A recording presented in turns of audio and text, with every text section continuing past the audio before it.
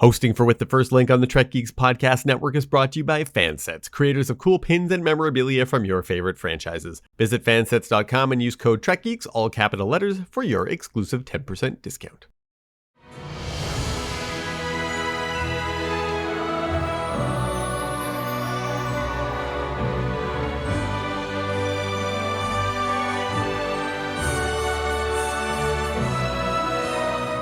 Hello and welcome to With the First Link, the podcast that hopes to make our future as bright and as just as the one that we see in Star Trek: The Next Generation. And we think that one way to do that is to recap and discuss the entire series, one episode at a time, doing our best to look at it all through an anti-oppression, pro-diversity, anti-racist lens. I'm Ruthie Samoshi. And I'm Matthew Simone, and today we'll be talking about The Survivors. This episode was written by Michael I. Wagner and directed by Les Landau. It first aired on October 7th, 1989. Let's just note to start off with that this is another episode, second in a row, about a genocide. This one's a little different from the previous one because the last one was about preventing a genocide, and this one is about the aftermath of actually two genocides. So again, we're going to talk about that, but we're going to do it within the context of the episode and how the episode depicts and handles dealing with genocide. So we're not going to do that for the check-in. I thought for today's check-in, let's talk about aging, because I think this is a really interesting episode in that we're looking at two people in their seniors, which I think is something that's not super frequently depicted. Also, the fact that these people are supposed to be like in their 80s and they're played by people in their 50s. So kind of two sides about that. People age better in the future, Ruthie. Yeah, we've got aging down. Starting to tackle that beast.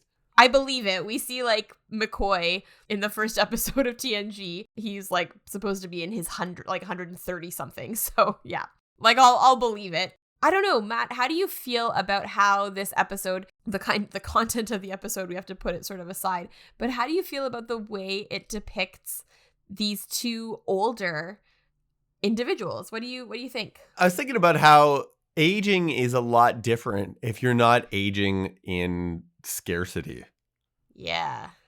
Like I don't think people would be so concerned about age if they weren't like, well, I'm not going to be able to work anymore, so I'm not going to have like any kind of means anymore. I remember doing a cultural anthropology class back in university. It was actually one of the most interesting courses I did. They talked about how differently we look at age based on the economic system that people are functioning in.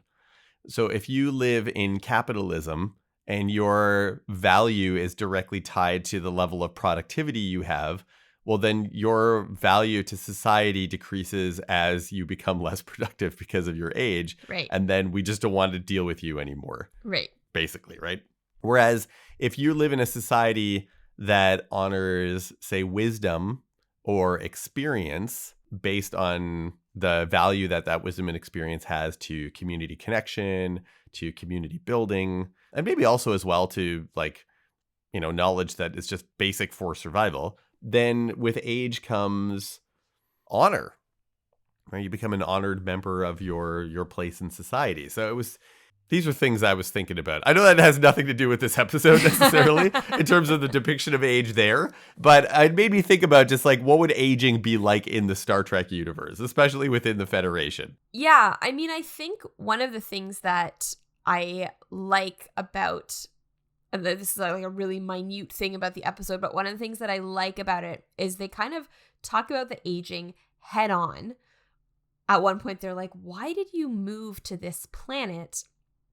And they're like, you mean like as a couple of old people, why did we decide to leave Earth and go to a totally different star system? And they're like, well, we thought it would make us fall in love again. And I like the idea of old people still having fun. Like, I think it's not just about like, what are you contributing, which I do think sometimes can be helpful to see older people being full members of society who contribute, but also like they're doing things because they want to, because they're like, well, we thought it would make us fall in love all over again. And it's, they're enjoying themselves. And I think that that's really nice. Now you remind me that it did have ties to this episode, because that's what I was thinking about. That whole idea of like you could age and then just enjoy life like later Yeah, on in imagine life, you know? that. But imagine like that whole idea of like retirement in Star Trek wouldn't exist, because it's this whole function right now being like, I'll work hard enough for a while, probably maybe at a job that I don't necessarily like or I don't really get fulfillment from. But then maybe at the end, I might get a few years of life where I can do what I want. But at that point, you're already old, like you're older, right? Yeah, So, and like you need that because you're so burnt out from from working to make money to survive. and in this case, that experience was taken away from Kevin, as we'll find out in the story. Yeah. And so he had to create like his own reality around it, his own, space retirement home on Rano 4. Yeah, but I also think like you said, the idea of retirement not really existing, it's not necessarily that they retired, they just went somewhere else, because maybe if you don't have to work, like if you're able to work on things you enjoy throughout your life and you're not worrying about making money to survive, maybe you can keep doing that work that you enjoy later into your life because you've got more energy, because you're not burnt out. Yeah, and I think there's this notion that unless people are stressed by the need to survive, that they are not going to be productive, that people will just like sit around and do nothing.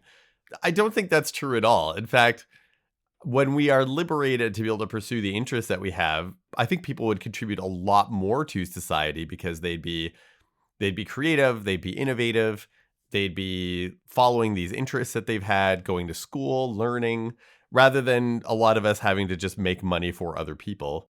I think about that during the pandemic, like how many of us, because at least in Canada, we were fortunate enough that our government set up a program, we called it CERB, that would actually support you if you had been laid off from work, which I had been. And then things like this podcast manifest. We got to do a new creative project because we had time to be able to work on something. And so why can't we have that instead? As with many of these check-in topics, it all comes down to capitalism. It all comes down to capitalism. Yeah. It does. It is the system in which we live. It is. And so if it's a system that surrounds you, then aging in that is going to feel different. Yeah.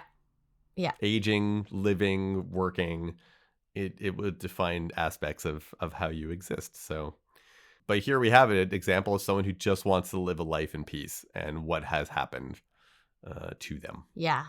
I've been thinking about age a lot more lately, Ruthie, because I've been sick for a while. Oh, yeah. And I had the first conversation ever with a medical professional who mentioned my age. And so I was in a clinic talking to a doctor because I've been having this bug that I just can't seem to get rid of. I was like, is it COVID? Is it something more serious? And then he was like, well, it's someone your age. Oh, God. And I was like, excuse me? And he was like, well, you're not in your 20s or 30s anymore. And, it's harder to fight illness. You might get a bug and it's not as bad as you might think. It's just that you're not maybe as capable of fighting it off anymore. And I was like, wow. Okay. I see how it is.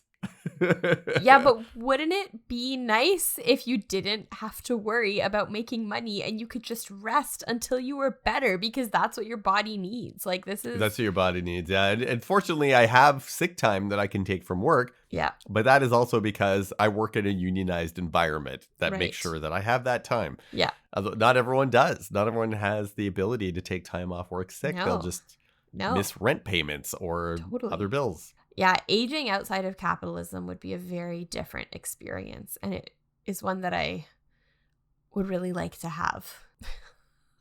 Yeah, that's one of the other reasons why Star Trek would be amazing. Being young in the Star Trek universe would be great. Being old in the Star Trek universe would be okay too. Yeah. That life, life gets to be what it is, that we get to live in that kind of freedom. Yeah. I saw a meme recently and it was talking about how there's almost a normalization of this idea that 50s and 60s is middle age. Right. And then we say, oh, okay, well, when you're retiring at that age, that's middle age. So you have the other half of life to then live in retirement. But average lifespan is not 120 years old. Yeah. So really, most people work most of their lives, and you might get a little bit of that retirement and enjoyment time. But not everyone does. And some people don't. Like, they need to continue working. Yeah. You know, we have staff at even my workplace. They retired and then they had to come back to work because they can't afford to live as prices keep going up and up and up. Yeah, it's true. That house, though, it's a good house. Nice tea. Yeah. I'm drinking tea right now. It put the idea in my head from watching the episode. Literally, I'm like, oh yeah, they got tea in this episode. Even Worf is down with the tea. I should make a cup of tea. Yeah. Sorry, I'm drinking the tea. Do it. Drink the tea. Lemon ginger with a little bit of honey I put in there. There you go. Kick that bug. Yeah, I'm drinking it so it didn't sound quite so raspy for this recording. Yeah. With the first link after midnight. All right, should we start the episode? Yeah, what happens in this episode, Matt? Okay, so in this episode, the Enterprise responds to a distress call from a planet, only to find that the entire planet has been destroyed, with the exception of one house and 2 occupants. We start with a captain's log saying basically that we're entering the Delta Rana system because they received a distress call 3 days ago. The Federation colony reported that the planet was under attack from an unidentified spacecraft, and their plan is to rescue and, if necessary, fight. Worf says that sensors are not picking up any armed space vehicles, he says. Not spacecraft, space vehicles. I think he even says vehicles. Vehicles. Yeah. And I was trying to think of what else would qualify as a space vehicle. But they're still going to be cautious anyway. Data says that they're not receiving the planet's call sign. And Troy is saying, like, even at this distance, I should be able to sense the colonists because there are 11,000 colonists on this planet. Yeah. She can't sense anything. And also, she is wearing a new outfit, which I would like to talk about. What color is that teal? It's teal. So we had teal. In season 1, Troy, aside from the first episode where she wore the like uniform dress, I think they're called scants. Anyway, aside from that, for the first season, she mostly wore the like dark gray, like it was like a onesie with this like either green or red belt, and then her hair was all on top of her head with like jewels. So that was season 1. Season 2, she had these other unitards. There's like the gray and the purple. Mm-hmm. And they're like tighter than the first season 1. Now she's got season 3. We're going to have, in addition to those 2 unitards, we're going to have this dress. And this is like an entirely monochrome look. Like, Matt, when you said, what color is that? I didn't have to ask which part of it because it's all the same color. Oh, yeah. I like it. I like it. I think she always looks amazing. But she's got this full-length dress and tights and high-heeled shoes, which are all teal. And then in her hair, she's got this, like, headband that's got, like, all of her, like, long curly hair pulled up in this like teal headband. Yeah, it's also teal. Yeah, it's also teal, and it's got teal like jewels on it. The one thing that used to bug me so much, I'm okay with it now, but the dress has this asymmetrical neckline. Yes. That I always wanted to like, I was like, it's crooked. I just want to like shift it. I like it. I like the asymmetry of it. I don't mind it now, but it really bugged me when I was younger. I didn't realize this was the first time we see her in this thing. This is a couple times now we've watched the series, and because you do the homework, which is great, and you've pointed out like, hey, this is the first time this thing has happened, or this is the first time that thing has happened. But because you grow up with the show, it's hard to know. Those things are just always, there's always been 10 for it. There's never a first appearance of it. There's always been the teal dress. There hasn't been the first appearance of it. But there are firsts of these things. So this is cool. I had to go back and check because I saw it and I was like, is this the first time, or like, it's definitely not the first time I'm seeing it, but I feel like I haven't seen it in a while. And then I had to like look it up, and I looked at like images from previous episodes because she usually only wears one outfit per episode. Unless she's been asked to change. That happens in the future. That'll happen. And then I also like looked online, and yes, according to both IMDb and Memory Alpha, this is the first time we're seeing her teal dress, and it's going to be added to the rotation. Thanks, Memory Alpha. Yeah. So there are no life form readings. Actually, when they arrive on the planet and they're scanning it from orbit, and you can see on the view screen that it looks dead. It's like this topaz, gray, like the entire surface of the planet has been destroyed. Yeah. But Wesley picks up something on his sensors. one structure with 2 life forms in it. And when they show it up on the view, or they put it up on the view screen, you can see all that kind of background destroyed planet. And there's one square of green that you can see from orbit. And they think that it might be like something fake, like an illusion. And Data's like, nope, it's real. Then we get this like really awkward zoom in on Picard's face when he tells Riker, we'd better go see who's at home. And then we like zoom in on his face, like the most dramatic, non-dramatic thing. It's just the captain's face. We actually have a couple moments where the camera gets really close to his face and kind of from underneath. I guess that was a choice that who was directing it? We said Les Landau. I guess Les Landau was trying making some new stuff. Choice. Yeah. Trying some new stuff out. Yeah. So Picard, Crusher, and Troy walk to the transporter room. Crusher thinks these survivors won't be in very good shape, and that seems to make sense considering the entire planet has been destroyed. And Troy says that what she senses of them is human, but there's something different going on, and she can't explain it. And so the team beams down, and the transporter operator you mentioned has one of the older uniforms on because... only the main cast gets a new uniform. Not everyone gets a new uniform. That's right. They beam down on the grass and everything looks normal. No one can detect anything. Worf says that there's a person inside with a non-functional low-yield weapon, but no other danger. So Riker's like, okay, well, I'll go knock on the door. But that's when LaForge warns him, because they're guessing LaForge can see that there's something in the ground. Yeah. That there's a trap. And so when Riker steps on the trap, he gets his foot caught in a line and basically grabs him up by his ankle, swings him upside down, and he's hanging off a pole. Yeah, he like bumps into the pole a couple times. It's really like, I feel like you could have a more dignified. You got like Ewoks. Yeah. Is this the second time we see Riker upside down? I feel like in the last Outpost with the Ferengi, he was also hanging upside down at one point. That's probably why they picked him. They're like, hey, Frakes, we know you can hang upside down because you did it once before 2 seasons ago. Could we do that again? Yeah, like, yeah. Probably good at that. That's cool. So a guy comes out of this structure, this house, an elderly man played by someone in his 50s, but he's supposed to be in his 80s, as we discussed, and he asks them who they are, and Riker, to his credit, introduces himself from his upside down position. And I think there's a really sweet moment where LaForge kind of like holds on to Riker and holds him in place as Riker explains what they're doing there. Trying to lend any dignity possible in that situation. A woman runs out of the house and tells Kevin to let them go. She is Rashawn, and she's very excited to see humans, but Kevin thinks it might be a trick. She was like, I thought they maybe had attacked the entire Federation, so there is some kind of attack she's alluding to. Yeah. She explains, like, we haven't heard from anyone else on the planet. We don't know what's going on. And then she learns from the away team that they are, in fact, the only survivors from the attack. And again, a nice moment where LaForge kind of helps Riker down in the background while this exchange is going on. Kevin says that the spaceship was so big that you could see it in orbit, but they never saw the faces of their attackers. Crusher does a physical with her tricorder without asking. It's a little bit intrusive. In fact, Rashawn kind of like jumps back from it. I guess because the technology in Star Trek is less physically invasive.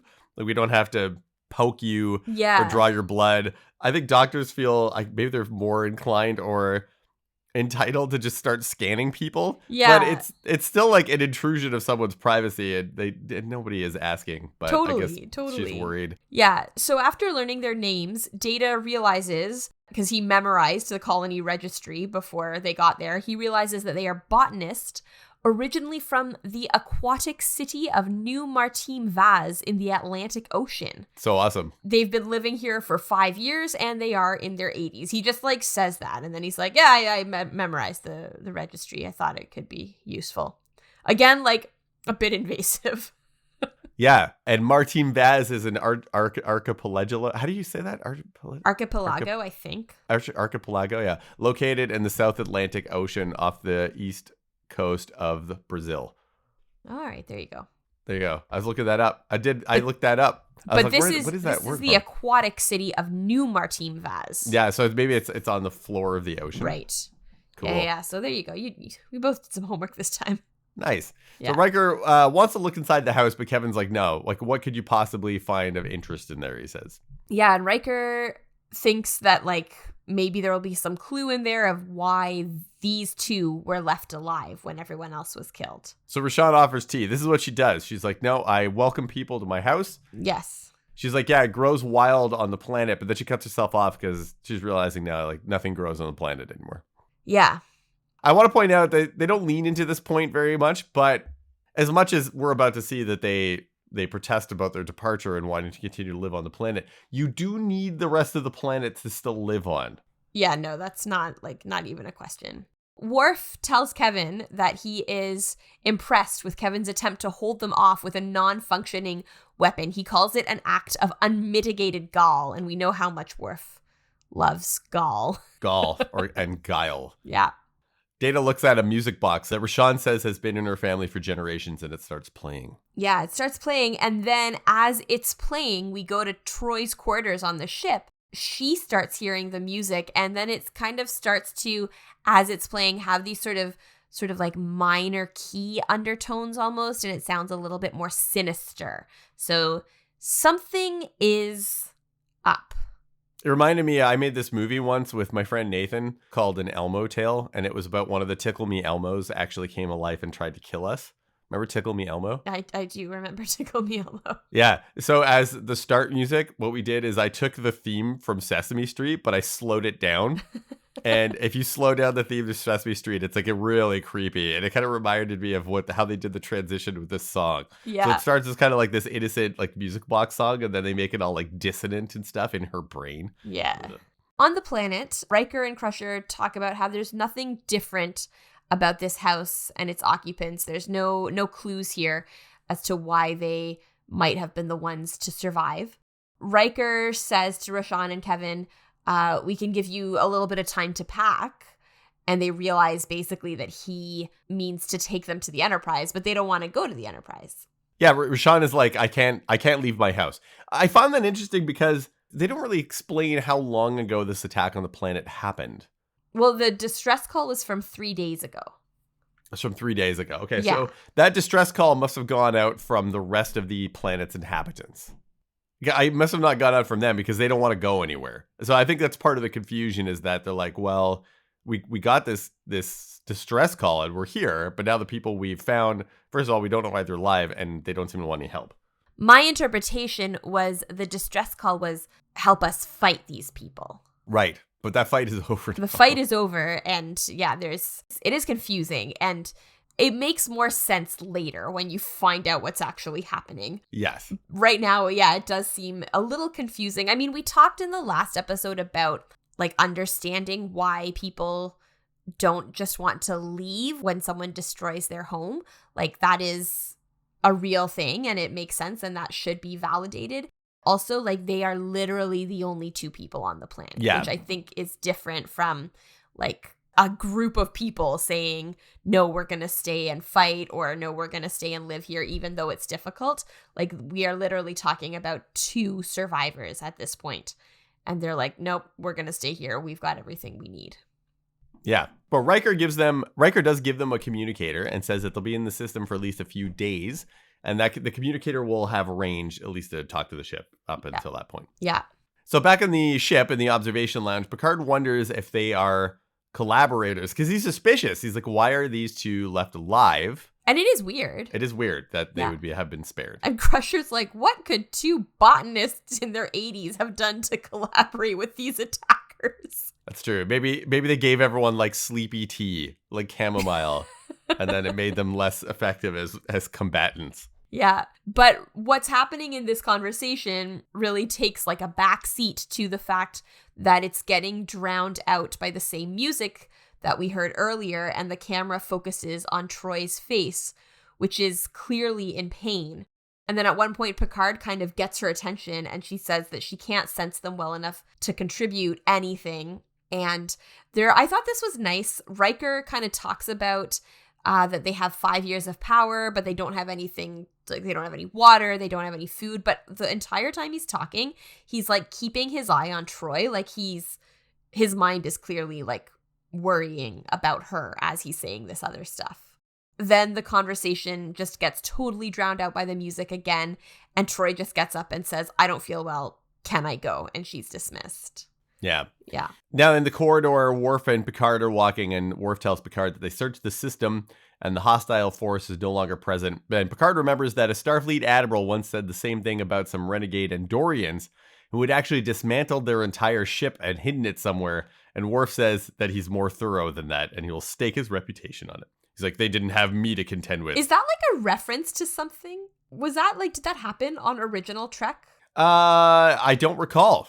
Like, Is that a reference to another episode? I didn't find anything about that, but I just thought it was such a specific example that I was like, did that happen in like a movie or an episode of like where they like a bunch of renegade Andorians like dismantled their ship and hid it on a moon? Like, is that, I don't know. That's pretty cool. That must have taken a lot of effort. But they didn't have Worf to contend with, and he's going to be more thorough than that. He stakes his reputation on it. Yeah.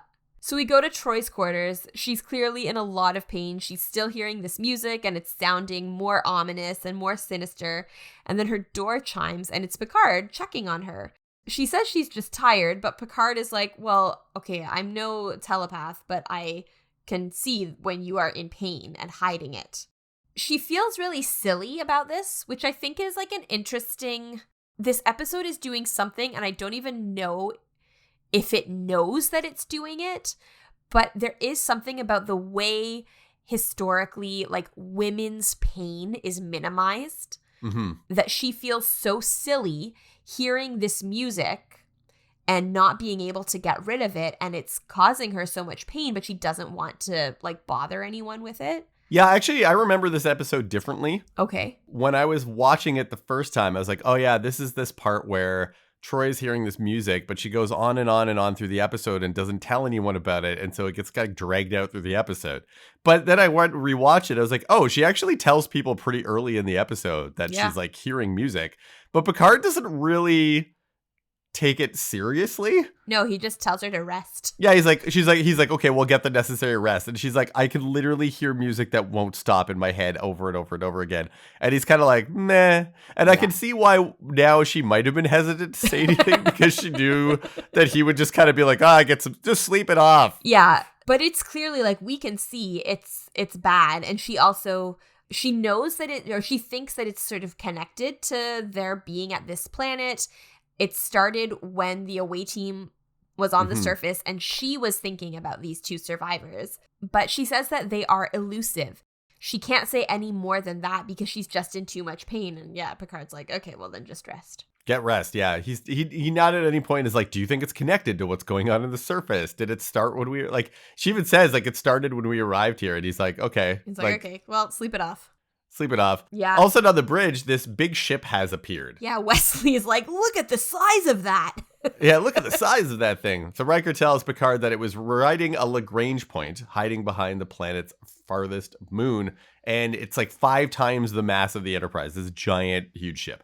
Can you say anything about Lagrange points? Do you know anything about them? Yeah, so we actually have the Webb telescope is parked at one of the Lagrange points between the Earth, the Moon, and the Sun. So basically, like it's like a pocket of gravity that's created by the interaction of other massive bodies in the solar system. So one of the ways to think of it is like if you've ever been on a boat and you're kind of like going along in your wake behind you, these little like eddies will sometimes form, like little spinny pools. And if something gets in it, like a leaf or a bit of sea foam, it'll follow you. It like gets kind of carried along with you. Right. And that's what it is. It's basically like a pocket of gravity that you can park stuff in, and it will follow you in your orbit around the sun. So we've put several objects at a few Lagrange points that are created between the interaction of the Earth, Moon, and Sun. If you put something there, because it gets pulled along in the orbit as the Earth continues around the sun, you don't need to spend a lot of fuel keeping it in place and in its position. It's like a parking place in space. And does it stay at the same point relative? So like in the case of, well, like with the telescope, does it stay at the same point relative to the Earth, or does it like orbit the Earth? Yeah, it's always about the same distance from the Earth. So it's about 1.5 million kilometers away is where Lagrange point 2 is. And does the Earth turn under it, or does it move with the Earth's rotation? It moves with the Earth's orbit around but the not sun. Rotation.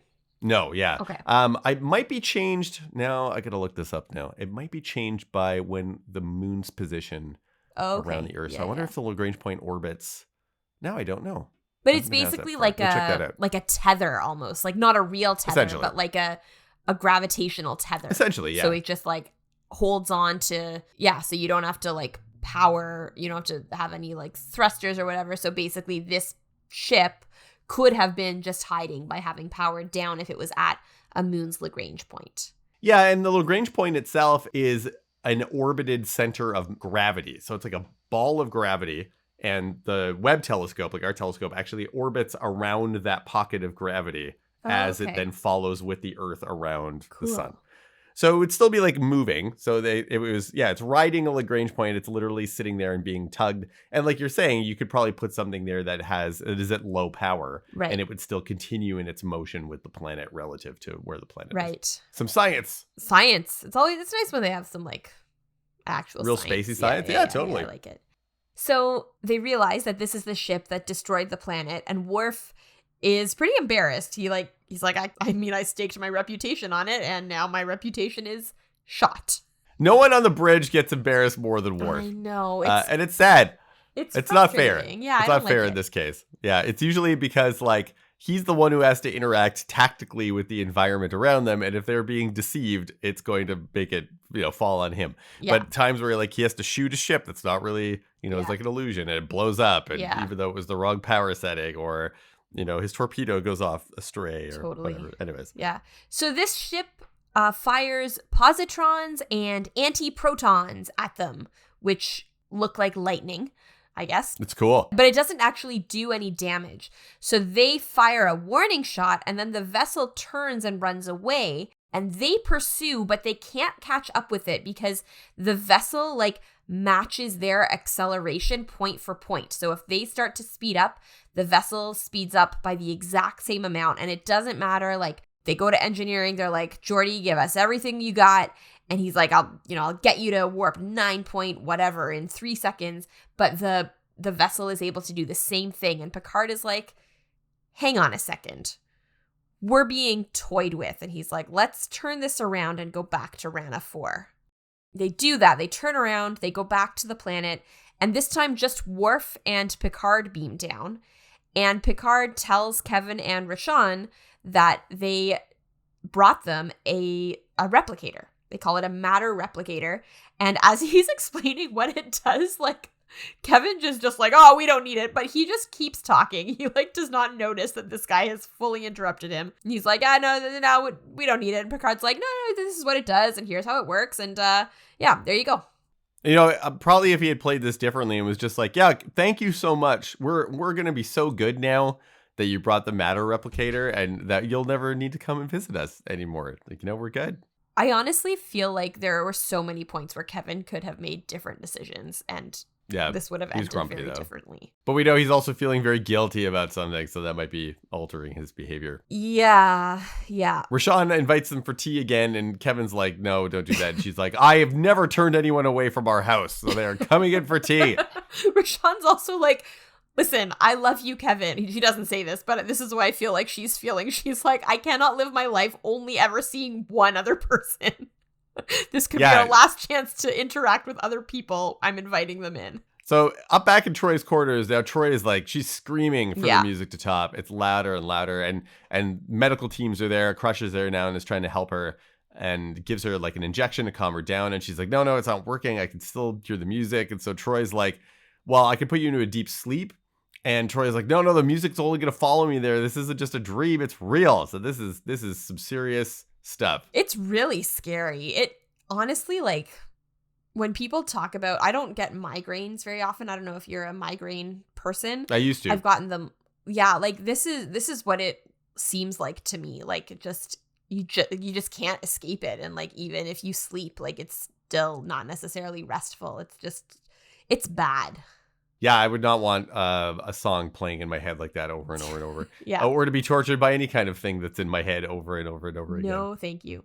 Back on the planet, Rashawn explains how she and Kevin met when they were students on a ship. Like a boat ship. A boat ship, yeah, because they lived in Watertown there on Earth. Yeah. She asked him to marry her after 2 hours of knowing each other. Now, Ruthie, I wanted to ask you, if you met someone and they asked you to marry them in 2 hours, how would you feel about that?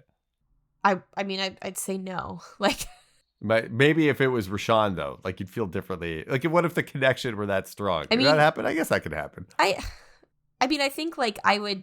Okay, to me, if someone asked me that after 2 hours, that would be like a bit of a flag.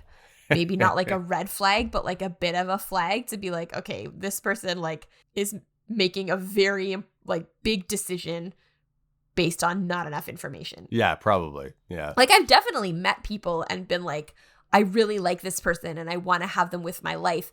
And I have had that be right. But like, I still spend time getting to know them before I decide what kind of relationship I'm going to have with them. Yeah, I think that makes total sense. Yeah, I think that's important. Rashawn, and so they're drinking from these very tiny brown little teacups, and Worf takes a sip and he immediately grimaces. Like you could see it's like tea is not for Worf. But then Rashawn asks Worf what he thinks, and he says, "Good tea, nice house." Yeah, it's one of his iconic lines. So good. Worf is a funny character, and I love when he like gets to do comedy that's not at his expense, like that's not making him like embarrassed or, you know, like I like when stuff like that when because his voice is so deep and he's so serious and he's so stoic. When he gets to like, yeah, say little things like good tea, nice house, I love it. So I love that line. So I was waiting for it. I'm like, oh, this is a good tea, nice house. This is the episode.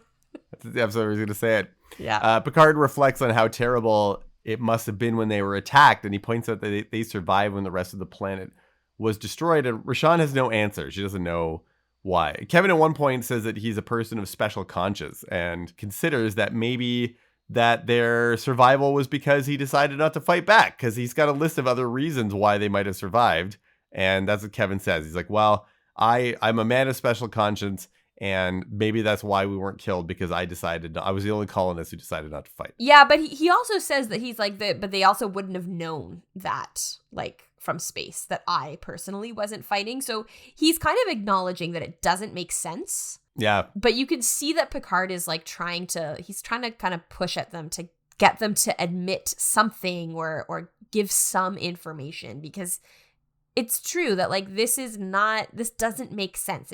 It doesn't make sense why not just like these two people would have survived, but that their entire like house and property was preserved while the rest of the planet was not just destroyed. Like there aren't even ruins. It's just like a wasteland. Wasteland, yeah.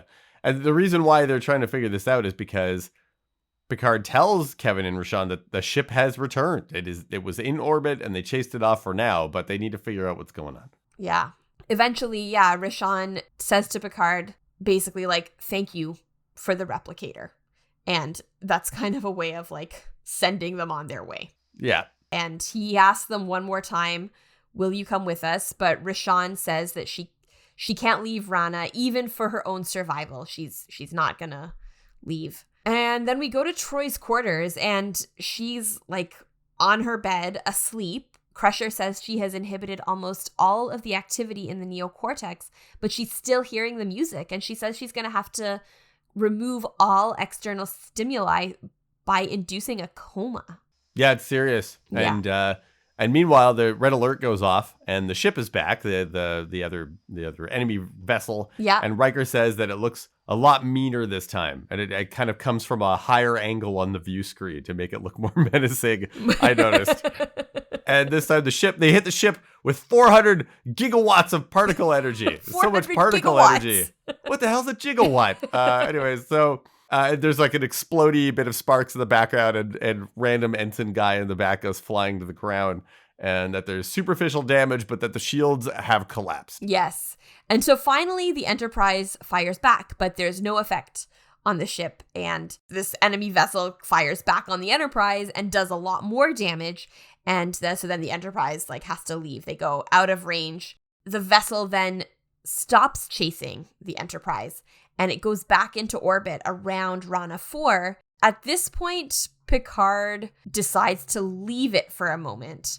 And he thinks, like, Riker's kind of like, okay, but what about Rashawn and Kevin? Yeah, he's worried Picard's about them, like, yeah. I don't think they're actually in any danger. Back in Troy's quarters, Crusher tells Picard that she's done everything that she can, but doesn't understand the nature of the music. But she does suggest that it could be telepathic, but she's not an expert on that. I think by this point now, Picard's hopefully putting the threads together. Yeah, but this is a bit of a weird thing. She's like, well, I'm not the expert on telepathy, but like, why aren't you? Like, you're the doctor. You shouldn't have the person of the telepathic species be the only expert on telepathy. On the ship. I think there's a couple episodes where they seem to imply that telepathy is not well understood by medical science. Because like they said that there's not ways of like blocking telepathic signals and stuff like that. Is it not even like understood by like betazoid scientists and doctors? Like, yeah, you'd think there'd be some kind of research on it, I suppose. Yeah, yeah, that makes which sense. then like Crusher. It's not like Troy is from a planet that they have otherwise no contact with. Yep. And obviously they must have medical science about their own people. Yeah. And since they're a part of the Federation, that should be accessible. You'd think. Yeah, that makes sense. And yeah. I think it's one of those things that sometimes I don't know, especially in like earlier Trek, there are things where I'm like, I don't know, this just wasn't super well thought out. The idea of when she's like, well, I'm not the expert on telepathy, so I don't know anything about it. Like, yeah. But yeah, the main point here being that Troy is being sabotaged so she can't clue in on what's going on. Yes. Picard says that Kevin and Rashawn are blocking her sensitivity so that she doesn't see the truth about them. So he's made that connection now that like this is the way of basically jamming the sensors, but with music. Yes. It's a different kind of jam. Yeah. And in fact, it's a waltz. So Picard calls to Riker from Troy's quarters and he says, we're going to maintain this course for another hour, and then we'll turn around and go back to Rana 4. And Riker's like, okay, but we won't have shields back in an hour. And Picard's like, doesn't matter. We're still going to do it. I guess it's an hour later now. We're on the bridge. Worf says that he can't find any ships around Rana 4, but clearly like he doesn't trust himself anymore. He's like, well, I can't find anything, but I also couldn't find anything the last time. And Picard tells him not to worry about his previous error, and he thinks actually that the ship is protecting Kevin and Rashawn either directly or indirectly, and that's what he wants to find out. Yeah, that it like responds to their will. Yes. Like it literally is what he says. So Picard and Worf beam down to the planet where Kevin and Rashawn are dancing to the same music that Troy is hearing. Yeah. Kevin is upset that they're back, obviously, beaming into their house, and tells Picard that if he wants help, he should leave them alone. If he wants to help, leave us alone. Yeah. And Picard says, when I leave, I promise I'll be leaving for good. But the Enterprise is going to stay here because you're in danger from that warship. And he says, many of my crew have been injured, including a woman whose mind is being slowly destroyed by telepathic manipulation. They set this up as though Kevin is the one who wants to stay and Rashawn is only staying for him. But Rashawn has also said several times that she doesn't want to leave. She's just a little more friendly about it. She's not trying to get him to leave. She's like, no, I want to stay here. Mm-hmm. Kevin says that Rashawn will be safe in the house. Again, like Picard is like, there's something weird going on here. And so he asks, he says, if Rashawn were in danger, would you kill to save her life? And Kevin says he would not. Picard says he has a duty to protect them and that he will stay in orbit around Rana 4 as long as the two of them are alive, which obviously is exactly the opposite of what they wanted. He's being very deliberate in what he's saying. He's like, I'll stay here. We're going to stay here as long as you two are alive, which means we won't stay here if you're not alive. Right. And the warship is close now, even though there's nothing on sensors. Yeah. But Riker orders Worf to get ready to fire on it. Picard says, belay that. And he says, let it come. So they won't take evasive action or use any weapons. And Data sees that the ship is getting ready to fire on the house. Picard does not interfere. And so the ship fires and you see it like shooting down on the planet. You see this explosion on the planet's surface. And they have obliterated the house with no survivors. Yeah. So then Picard tells Worf now to fire a torpedo at the ship, which he does. And that destroys the ship. Picard basically says out loud, I guess, well, we have no reason to remain here. And so we should go. Yeah, the people we were protecting are gone and the threat is gone. So let's go. But instead, they just move to a higher orbit, so they're still able to keep the surface of the planet, he says, under surveillance. He doesn't say surveillance. He says surveillance, which Is that a real word? I don't think so. Well, I feel like it's just a different pronunciation, but it's like, I don't know if it's a British pronunciation with the L's as Schedule. a Y. Surveillance. Anyway, I'm sure like it must be a pronunciation of it, because like survey would be related to surveillance. But anyway. Then he goes to his ready room. Yeah, he goes to his ready room and everyone on the bridge like looks at each other like, what is our captain up to? What are we up to? That's where I would want to go hang out too. I'd make bold statements and then just go to my ready room and know that everyone's thinking about what I just said. In the ready room, Riker enters and says that they haven't seen anything after 3 hours of observation and has the impression Picard is waiting for something. And Picard says that he's acting on an assumption and isn't sure if he's correct, but thinks that there actually is at least one survivor of the war on Ranafor. And this is one of those shots where you said the camera kind of gets weird and sort of under his face. It's so close. It's under his face. And yeah, he's like, there were 2 people left, but there was only one survivor. Bum, bum, bum. Bum, bum, Now bum. LaForge and Worf scan the planet and there's like a beep. The sensors need to beep, plot, beep. And Worf is getting frustrated, but LaForge calls Picard and tells him that the house is back. This is the beeping saying the house is back. The trees, grass, everything, as well as the 2 survivors. And when they put it up on the view screen, you can see the house there again. On Little green square. Little green square. Yeah. So Picard orders to this time have Kevin and Rashawn beamed up, I guess because he said he'd never set foot in their house again. So he's like, well, I guess I'll bring them to me this time. So he gets them beamed up, and when they get there, he's like, I'm sorry if I interrupted a waltz. But he says he wants to end the suffering of one of his crew members. And Rashawn is confused, but Picard says that Kevin understands and that he is, in fact, the cause. And so he explains what he thinks happens, Picard. So he says the house actually was destroyed in the attack on the planet. The place that they saw is a reproduction that can be created and destroyed and created again all on a whim. And he says that they wanted the Enterprise away from Rana, or more accurately, Kevin wanted the Enterprise away from Rana because he wasn't prepared to explain the house's existence.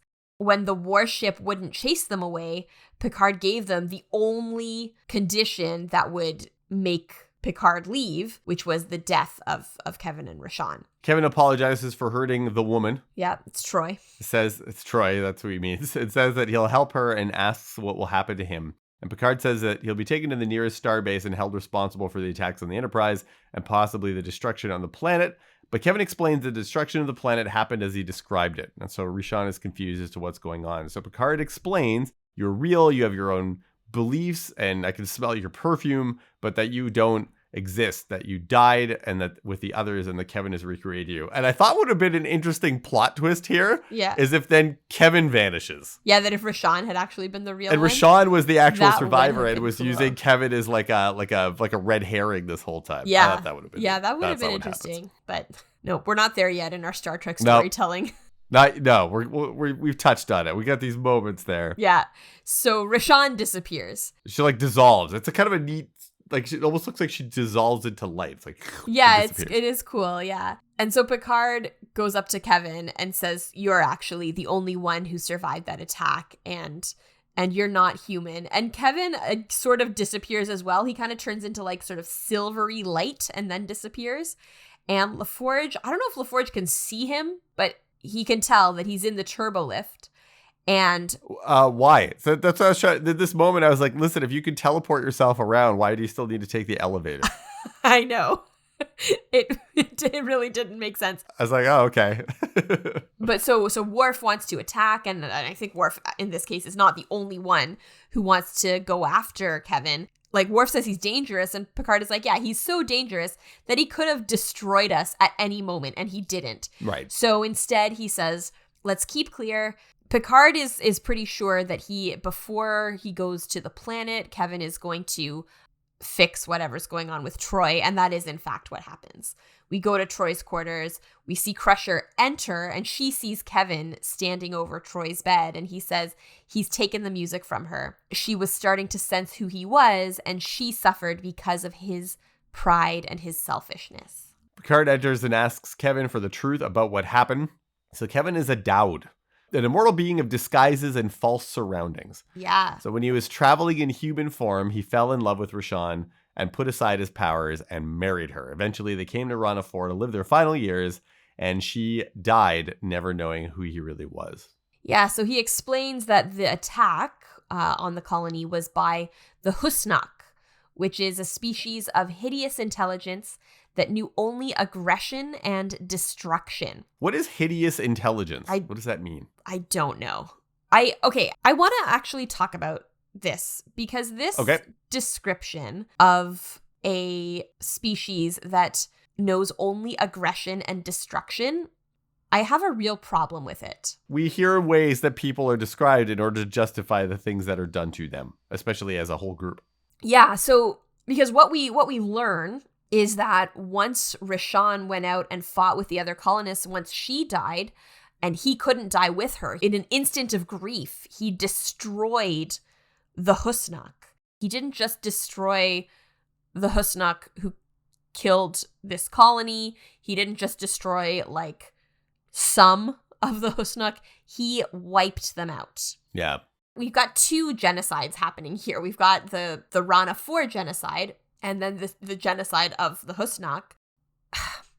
I feel like they want to show this immense grief that Kevin was feeling, and they want to show, like, even a being of such power, like of an immortal being, is capable of such powerful grief. But what they end up saying is some people are actually evil, and it's actually okay if those people die. And that is something that is actually used to justify genocide, maybe not in so many words, but that is sort of the mentality. Like, if we look at the ways in which we talk about things going on in Palestine right now, like, that's part of it. Part of the reason that Israel for so long has been able to oppress Palestinians is that they have been so dehumanized in the media. Yeah. This is the same thing happening. Like, I almost think like it's irresponsible to even depict anyone as purely evil, as saying like they know only aggression and destruction. Like, there is no good in this species. We never also don't get to ever meet any of the Husnak. No, they're just these entirely faceless creatures that the only description of which we have from Kevin. And so the story focuses more on Kevin's guilt that he feels over the choice of what happened. But even then, he is still the one who describes them as the beings of just hideous intelligence. That's his description, only aggression and destruction. So if you really feel that, then why? I mean, obviously you still feel guilt over these 50 billion people. If they actually are only just anger and destruction, or aggression and destruction, then why do you still feel guilty about it? So so there's some conversation that has to be had there around what he has done. So that he says, is the love of a woman worth destruction of an entire species? And I think some of the conversation that we needs to be having it, and is happening right now over looking at what's going on in the Middle East, is this attack on Palestinians worth as a reprisal, or is this like a fair response to the attack that happened in October? And at what point is it enough damage that is done to another group of people who ultimately had no role in what's going on? Yeah, and it obvious. I mean, you're asking that question. I like it's obviously not, right? Like, it's obviously not an okay response. Mm-hmm. Before we started recording, you mentioned it. Like, Picard says, we're not qualified to judge you, and we have no law to fit your crime. But we do. Like, the crime has a name. It's called genocide. And we right now, in the here and now, watching this show, we have laws against genocide. We don't always do anything about it, but we have a name for this. This is not like something that is so outside of what humanity is capable of that we can't even fathom it. Like, yeah, no, one person cannot destroy an entire species, but we do have a name for this. It is genocide, and we do have laws against it, and we can hold people accountable for it. Yeah, and we have countries trying to hold Israel accountable for that right now, and Yeah. and actually going to the international courts and saying, like, just do these actions fit the description of a genocide? And the argument is that it does. So yeah, I was surprised that when I'm watching the episode that Picard says, like, we don't have a law to fit this crime. I feel like the Federation would definitely have Yes. laws against genocide, and that, you know, obviously there would be, I don't think there would be a genocide between Federation planets, but if a planet were to try to have some kind of arbitration after a genocide had occurred or during one, I'm sure the Federation would have like rules for how it would engage in that process from like a justice and legal standpoint. I would find it like very hard to believe that there isn't some way to actually have some kind of judgment. Or maybe like Kevin himself, like in a way, has kind of created his own judgment. I'm going to live in isolation on this planet. But maybe Picard could be like, well, maybe there is some way we can work together to try to repair some of the damage that was done. What does that look like? Yeah, and I think one of the things that's going on in this episode is that it's a very symbolic episode. Like, I think what we are supposed to take from this is how massive his grief is. And it's using the destruction of an entire species to demonstrate like how big that grief is. It doesn't work because genocide is a real thing. Like, you can't have genocide be a symbol for something because genocide is an actual thing that happens. And this is something that I think happens a lot certainly in early TNG. They get better at it later on as they start actually engaging with more of the political things that are happening within the show rather than just using them symbolically. Like, I think they do still use them symbolically, but they also treat them as real later on. Whereas in these earlier episodes, they're not really treated as real. They're just treated as symbols. And when you have genocide as a symbol for grief, I think you're getting into some pretty dicey territory. Because what ends up happening is they just leave him there. In the captain's log, he says he isn't certain if Kevin should be praised or condemned, only that he should be left alone. What do you even praised? Like, what are you talking about? It's kind of like the arguments about what's going on right now, and people are like, "Well, it's a complicated situation to understand. Like, this is complicated to work out." You're like, "I don't know. This is a pretty asymmetrical use of force here. Like, I think we can clearly see that is the case." Yeah, I mean, I can understand it a little bit from Picard's point of view of like, it's not that we have no laws to fit your crime. It's that you are so powerful. I don't know what we'd even do with you. But that is a different conclusion, I think, to come to, Totally. is that like we can't actually do anything to you. But it seems like he might be in a state where he's willing to try to undo in some way what happened. Yeah. Maybe there's a way he could use his powers to do that. Maybe that's something they could have talked about. He's like, I don't deserve to stay here. I'm going to come with you. Yeah, there could have been something like that. And instead it's just like, no, you need to be left alone. You're dangerous. Yeah. Like, there's so much with that I have a problem with, like all the stuff we've said. And then also, yeah, this idea of like, you are dangerous and nobody should ever interact with you. Like, that's also not right. Like, there's nothing restorative there. Yeah, there's no restorative element whatsoever. Like, so maybe he can't bring the Husnock back, but what does their removal have in terms of implications for the rest of the galaxy that might be mitigated or changed in some way? Right. But to your point as well about the symbols of things not being the actual things in Star Trek, the first thing I thought about as an example, because I think that's very true, but one of the first moments where I think those political elements stop being just symbols and actually being grappled with real politics in Star Trek is with the arrival of Rolaren. Yes, I was just going to say with the Bajorans. Yeah. Yeah, so when the Bajorans show up, now we're talking about, it's not like a one-off episode and kind of a symbolic representation. We're talking about like real politics happening in the galaxy between the Federation and the Cardassians and other people that are impacted by that. And then how do we deal with the real like nitty gritty of that real situation? Yeah. But I think that's when some of that transition begins to happen. And I think, I could be wrong, but I think I heard that the Bajorans were created as a representation of Palestinians. Oh, that's interesting. Yeah. I thought that it was more of a representation of Jewish people and the Cardassians being like occupiers during the Nazis, but that's not, or as basically like a fascist oppressive force, but that you might be right. I think I heard that that's what they were, that was the idea behind it. I could be wrong. I'm sure people will have thoughts as they're listening to this. That story could be played out between many different people groups, I think, on the earth. Totally. And it's not like because it's not just symbolic, because they actually deal with it as what it is. It's not like going to be a perfect representation of anything. It is its own thing. But yes, I agree with you that that's part of where they start to take their own storylines a little bit more seriously and continue to engage with them and not just use them to teach us some sort of lesson or leave us with what's supposed to be like a poignant thought, which is, I think, what they're trying to do here. And instead, they're just like leaving us kind of baffled. Like, really? Really?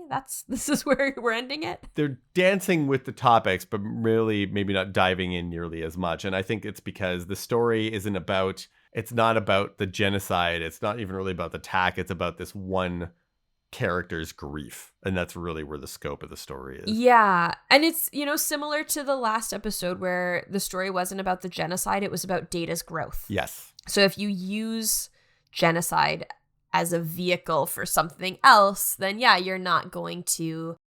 Engaging with genocide is not a one episode thing, right? It has to be a multi-episode topic, which is why I think, yeah, it starts to work when they introduce the Bajorans and it becomes a whole series. Yeah, absolutely. Yeah. Yeah. Oof. So, final thoughts? That's the end of the episode. I think that those are all of my thoughts. I similar to you, I had a memory of this episode, but it was not exactly as it happened. There were things that I remembered about this episode, but I totally did not remember the fact that he killed all of the Husnak. Oh, I remember that. I remember the fact that I remember him saying it, that he went insane, and then an instant of grief. Yeah, I didn't remember that. I mostly remembered that Rashawn is who I remembered her actor, because she's been in a few things. She's also on an episode of Deep Space Nine, and then she was in Mrs. Doubtfire, and she does look familiar. Yeah, who is she in Deep Space Nine? She plays this Bajoran judge or magistrate or something when they try to extradite Dax in one of the early episodes. Okay, cool. And then she's in Mrs. Doubtfire. I think she's also in Liar Liar. She was kind of a 90s no nonsense actor. She plays these characters who are they don't have time for your guff. Yeah, which is very much not this episode. No, she's playing against type in this episode. She's like, Kevin, tell them to go away. Kevin, tell them that I don't want to, I leave my planet. Kevin, very much reliant on him to speak on her behalf, maybe because she's not real. Yeah. But in the episode of Deep Space Nine where she plays this Bajoran judge, she is very annoyed with, and she plays annoyed really well. Yeah, she plays the role very well. She does. She's very believable in the part. Yeah. Yeah. That's the episode. I think we did it. I think we did it too. Well, thank you so much for listening to this episode of With the First Link. If you liked what you heard, please feel free to leave us a 5-star rating and a review on Apple Podcasts or your podcast provider of choice. Our cover art was created by Nathan Nunn, and you can find more of his work at nathannunn.ca. Our theme song is An Amazing Adventure by Flame Lion Studio. You can follow us on Instagram and on Twitter at FirstLinkPod, or send us an email at firstlinkpod@gmail.com and tell us about the stories that you think cannot be told in just one episode but deserve a full arc. I'm Ruthie. And I'm Matthew. And whatever calamity befalls your planet, may you always have good tea, a nice house, and a Klingon to appreciate them.